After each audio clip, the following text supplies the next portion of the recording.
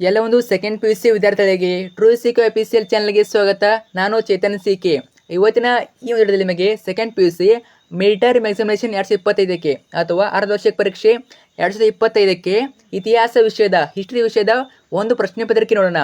ಈ ಒಂದು question paper ಹೇಳ್ತೀನಲ್ವಾ, very important. ಯಾಕಂದರೆ ಇದು ಬಿಟ್ಟು ಇದೇ ವರ್ಷ ನಡೆದ ಕ್ವಶನ್ ಪೇಪರು ಇಲ್ಲಿ ಯಾವ ಒಂದು ಪ್ಯಾಟರ್ನಲ್ಲಿ ಕ್ವಶನ್ ಕೇಳಿದ್ದಾರೆ ಅದೇ ಒಂದು ಪ್ಯಾಟರ್ನಲ್ಲಿ ನಿಮಗೆ ನಾಳೆ ಮಿಡ್ ಟರ್ಮ್ನಲ್ಲಿ ಇತಿಹಾಸ ವಿಷಯದ ಹಿಸ್ಟ್ರಿ ವಿಷಯದ ಕ್ವಶನ್ ಪೇಪರ್ ಇರ್ತದೆ.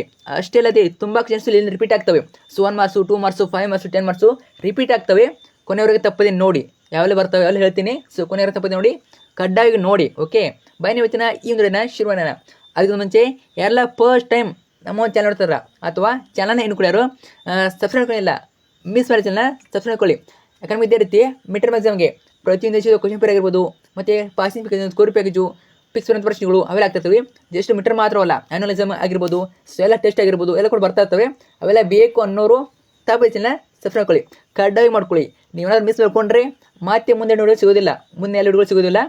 ಅದನ್ನ ಇಲ್ಲಿ ಮಾಡ್ಕೊಳ್ಳಿ. ಮಾಡಿದ್ರ ಜೊತೆಗೆ ಒಂದು ಲೈಕ್ ಮಾಡಿಬಿಟ್ಟು ಫ್ರೆಂಡ್ಸ್ ಶೇರ್ ಮಾಡಿ, ಸ್ವಲ್ಪ ಅವ್ರು ಕೂಡ ಹೆಲ್ಪ್ ಮಾಡಿ, ಮಾಡ್ತಿರೋಲ್ಲ. ಓಕೆ, ಬನ್ನಿ ಇವತ್ತಿನ ಈ ಒಂದು ಶುರು ಮಾಡೋಣ.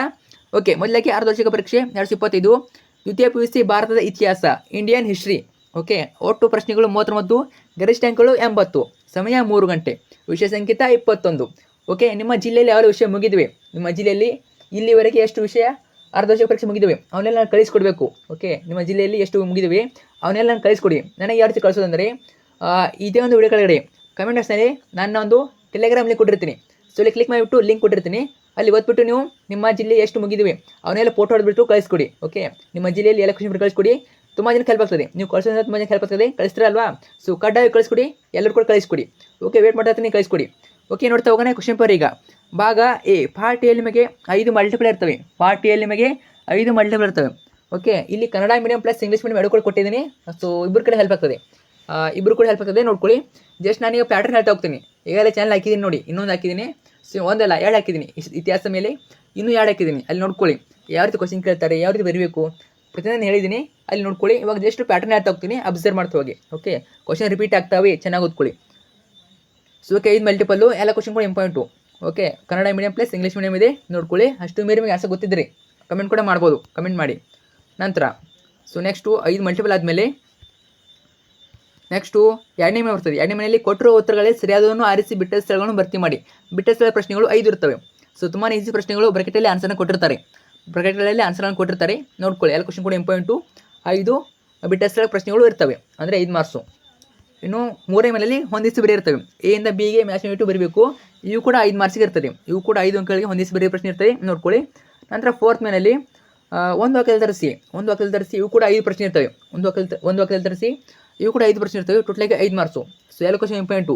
ನನ್ನ ಹೆಸರು ಎಂದರೇನು, ಹಳೆಯ ಶಿಲಾಯುಗದ ಮಾನವ ಬಳಸಿದ ಕಲ್ಲಿನ ಪ್ರಕಾರದ ಹೆಸರೇನು, ವೇರಿ ಇಂಪಾರ್ಟೆಂಟು.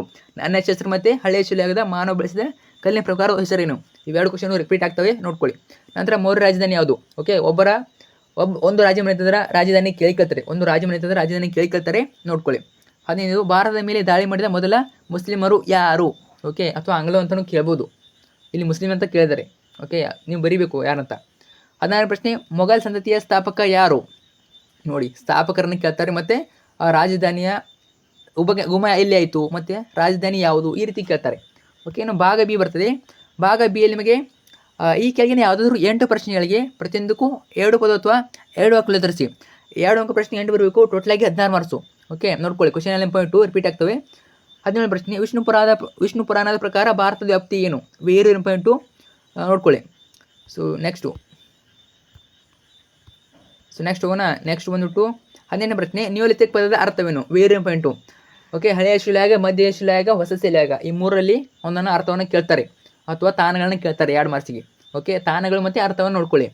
ನಿಯೋಲಿತಿಕ್ ಇದು ಕೂಡ ಇಂಪಾರ್ಟೆಂಟ್ ಕ್ವಶನು. ಸೊ 3 ಕೂಡ ನೋಡ್ಕೊಂಡ್ಬಿಡಿ. ಹಳೆಯ ಶಿಲಾಯುಗ, ಮಧ್ಯ ಶಿಲಾಯುಗ, ಹೊಸ ಶಿಲಾಯುಗ, 3ನ ನೋಡ್ಕೊಳ್ಳಿ, ಮತ್ತು ಇಂಗ್ಲೀಷ್ ನೋಡ್ಕೊಳ್ಳಿ. ಓಕೆ, ನಿಯೋಲಿತಿಕ್ ಅಂದರೆ ಯಾವುದು, ಅರ್ಥ ಆಯ್ತಾ, ನೋಡ್ಕೊಳ್ಳಿ. ಇನ್ನು 19ನೇದು, ವೈದಿಕ ಕಾಲದ ಯಾರಾದರೂ ಇಬ್ಬರು ಮಹಿಳಾ ಹೆಸರನ್ನು ಹೆಸರಿಸಿ, ವೇರಿ ಇಂಪಾರ್ಟೆಂಟು. ಇನ್ನು 20, ಬೌದ್ಧ ಧರ್ಮದ 2 ಪಂಥಗಳನ್ನು ಹೆಸರಿಸಿ. ಬೌದ್ಧ ಧರ್ಮದ ಕೇಳ್ಬೋದು ಅಥವಾ ಜೈನ ಧರ್ಮದ ಕೇಳ್ಬೋದು. ಓಕೆ, ಎರಡರಲ್ಲೊಂದು ಕೇಳ್ತಾರೆ, ನೋಡ್ಕೊಳ್ಳಿ. ಇನ್ನು 21, ಹರ್ಷವರ್ಧನ ತಂದೆ ತಾಯಿಗಳು ಯಾರು, ನೋಡ್ಕೊಳ್ಳಿ. ಒಬ್ಬ ರಾಜನ ಅಥವಾ ಒಬ್ಬ ವಿದ್ವಾಂಸರ ತಂದೆ ತಾಯಿ ಕೂಡ ಕೇಳ್ತಾರೆ. ಓಕೆ, ಸೊ ಈ ರೀತಿ ಎಲ್ಲ ಕ್ವಶನ್ಸ್ ವಿಡಿಯೋನ ಪಾಸ್ ಮಾಡಿಟ್ಟು ಪ್ರತಿಯೊಂದು ಕ್ವಶನ್ ಓದ್ಕೊಳ್ಳಿ. ಓಕೆ, ರಿಪೀಟ್ ಆಗ್ತವೆ ಕ್ವಶನ್ಗಳು. ಇನ್ನು ಭಾಗ ಸಿ ಬರ್ತದೆ. ಭಾಗ ಸಿ ನಿಮಗೆ ಏನಿರ್ತವೆ ಅಂತಂದರೆ ಈ ಕೆಳಗಿನ ಯಾವುದಾದ್ರು ಎರಡು ಪ್ರಶ್ನೆಗಳಿಗೆ ಪ್ರತಿಯೊಂದಕ್ಕೂ 15ರಿಂದ 20 ಅಂಕಗಳು ತರಿಸಿ 5 ಅಂಕದ ಪ್ರಶ್ನೆ ಇರ್ತಾವೆ ಇಲ್ಲಿ. ಅರ್ಥ ಆಯ್ತಾ? 5 ಅಂಕ ಪ್ರಶ್ನೆ ಎರಡು ಇರಬೇಕು. ಟೋಟಲಾಗಿ 10 ಮಾರ್ಕ್ಸು. ಅವ್ರು ಎಷ್ಟು ಕೊಡ್ತಾರೆ? 4 ಪ್ರಶ್ನೆ ಕೊಡ್ತಾರೆ.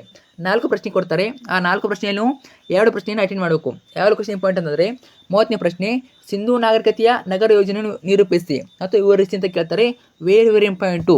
5 ಮಾರ್ಕ್ಸಿಗೆ ಕ್ವಶನ್ನು ಪ್ರತಿ ವರ್ಷ ಕೇಳ್ತಾ ಇದರಿಂದ ರಿಪೀಟ್ ಆಗ್ಬೋದು. ಚೆನ್ನಾಗಿ ಓದ್ಕೊಳ್ಳಿ. ಇನ್ನು 31, ವರ್ಧಮಾನ ಮಹಾವೀರನ ಜೀವನ ಮತ್ತು ಬೋಧನೆಯನ್ನು ಕುರಿತು ಚರ್ಚಿಸಿ.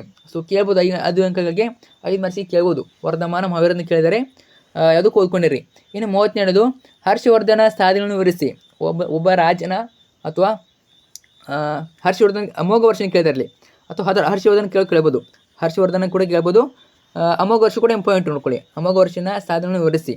ಓಕೆ. 33, ಹೊಯ್ಸಳ ವಾಸ್ತುಶೈಲಿಯ ಪ್ರಮುಖ ಲಕ್ಷಣ ವಿವರಿಸಿ. ನೋಡಿ, ಇಲ್ಲೊಂದು ಪಾಯಿಂಟ್ ಹೇಳ್ತೀನಿ ನಿಮಗೆ. ಒಂದು ವಾಸ್ತುಶೈಲಿಯ ಲಕ್ಷಣ ಬಗ್ಗೆ ಕೇಳ್ತಾರೆ. ಇಲ್ಲಿ ಯಾವ್ದು ಕೇಳಿದರೆ? ಹೊಯ್ಸಳ ಕೇಳಿದ್ದಾರೆ. ನೋಡಿ, ತಲೆ ಇಟ್ಕೊಳ್ಳಿ. ಒಂದು ವಾಸ್ತುಶೈಲಿಯ ಮೇಲೆ ಕೇಳ್ತಾರೆ. ಫಿಕ್ಸ್ ಬರ್ತದೆ 5 ಮಾರ್ಕ್ಸಿಗೆ. ಅದೇನು ಚೇಂಜ್ ಆಗೋ ಚಾನ್ಸ್ ಇಲ್ಲ. ಒಂದು ಕ್ವಶನ್ ವಾಸ್ತುಶೈಲಿಯ ಲಕ್ಷಣ ಮೇಲೆ ಕೇಳ್ತಾರೆ. ಎಲ್ಲ ನೋಡ್ಕೊಳ್ಳಿ. ಓಕೆ. ನೆಕ್ಸ್ಟು ಯಾವ್ದು ಮೇನು? ಪಾರ್ಟ್ ಡಿ ಬರ್ತದೆ. ಪಾರ್ಟ್ ಡಿಯಲ್ಲಿ ನಿಮಗೆ ಏನಿರ್ತಾವೆ ಅಂತಂದರೆ ಈ ಕೆಳಗಿನ ಯಾವುದಾದ್ರು 2 ಪ್ರಶ್ನೆಗಳಿಗೆ ಪ್ರತಿಯೊಂದಕ್ಕೂ 30ರಿಂದ 40 ಅಂಕಗಳು ತರಿಸಿ. ಅಂದರೆ 10 ಅಂಕದ ಪ್ರಶ್ನೆಗಳು.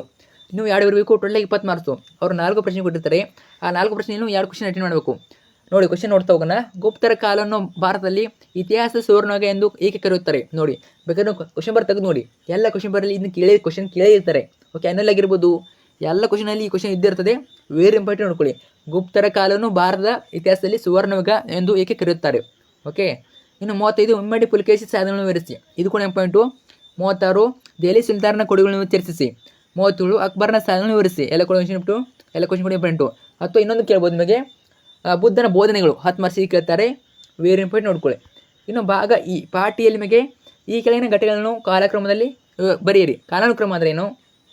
ಇಲ್ಲಿ ಅವರು ಕೊಟ್ಟಿರ್ತಾರೆ 4 ಕೊಟ್ಟಿರ್ತಾರೆ. ಆ 4ರಲ್ಲಿ ಅವರು ಇಸ್ವಿ ಪ್ರಕಾರ ಬರೆಯೋದಿರಲ್ಲ. ಅರ್ಥ ಆಯ್ತಾ? ಅವರು ಮೇಲೆ ಕಡೆ ಮಾಡಿ ಬರೆದಿರ್ತಾರೆ.